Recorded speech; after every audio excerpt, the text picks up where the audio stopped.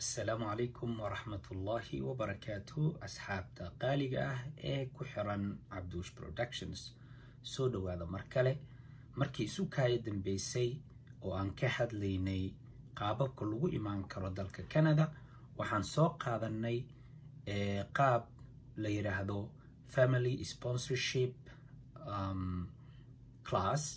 وقفكو اوكو كيني كارو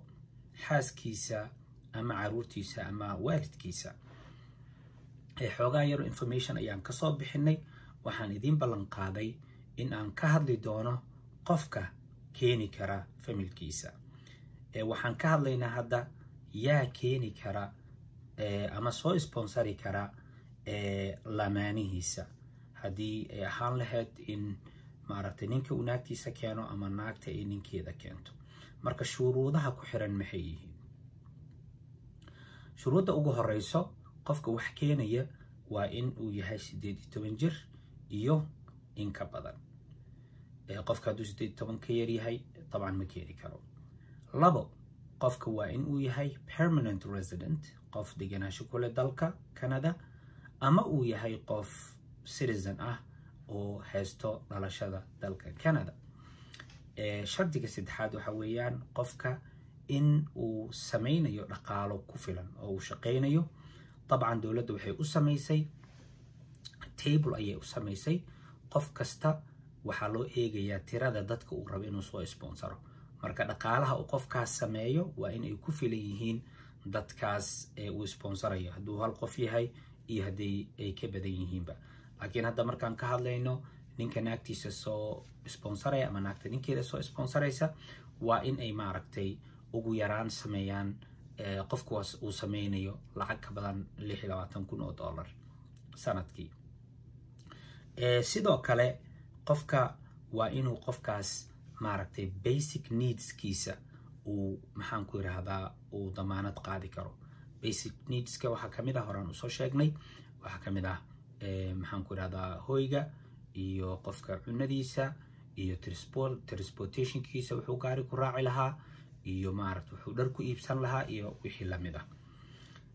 intaas waxaan ku soo koobayaa qofka maaragtay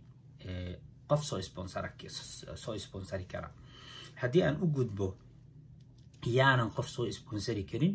طبعا waad garan kartaan qofka haddii da'diisa ay ka yartahay 18 sano qof ma soo sponsori karo qofka haddii uu social assistance ama maxaan ku yiraahdaa disability benefit uu qaadanayo oo micnaha ceer uu ka qaadanayo dawladda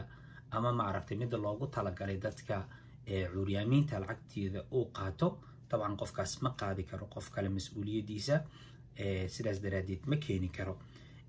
haddii qofka uu shaqeeyo kala soo qaad laakiin lacagta uu sameeyo aysan ku filneen inuu asiga iyo qofka uu keenayo ay ku wada noolaadaan taasna waxay keenaysaa in qofka uusan qof keeni karin waxyaabaha kale kalifi kara in qofka uu awoodi waayo inuu qof keeno waxaa kamid ah haddii qofka uu qof kale u xareeyay ama isla dadkaas uu u xareeyay maxaan ku yiraahdaa sponsorship walina wax go'aan aan laga gaarin mid kale ma furi karo waa inuu faylka hore soo xirmaa horta taasna waa maaragtay waxyaabaha qofka ka hor istaagi karo inuu qofka uu sponsorship qofku keeno ama xaas ahaado ama caruurtiisa ahaado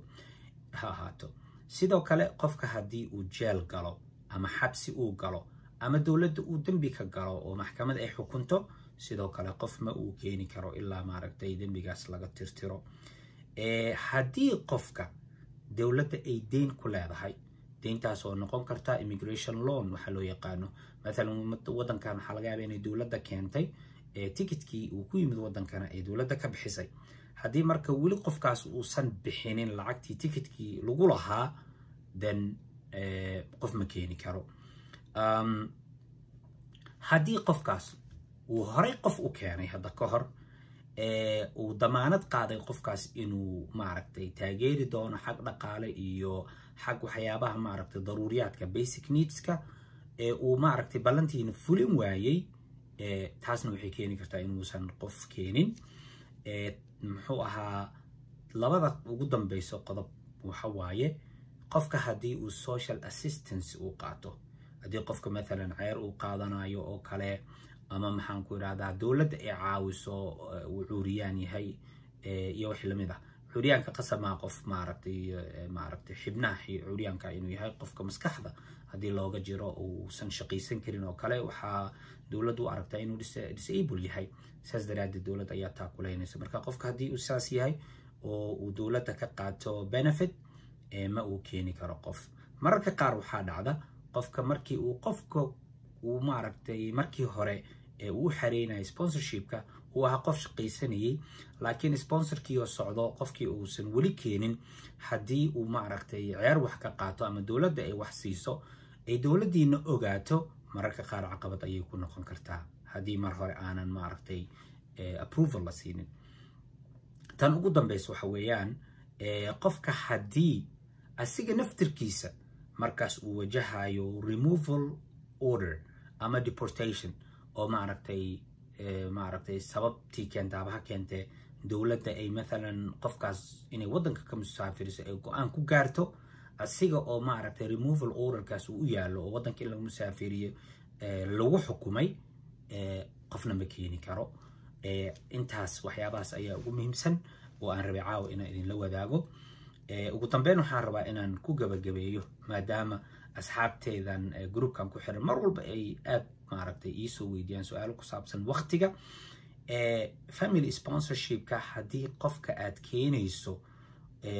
ama aad sponsorayso aad ka sponsorayso waddanka dabadiisa yacni Canada uusan joogin aad ka keenayso waddan kale waxay kuugu qaadanaysaa ugu badnaan 18 bilood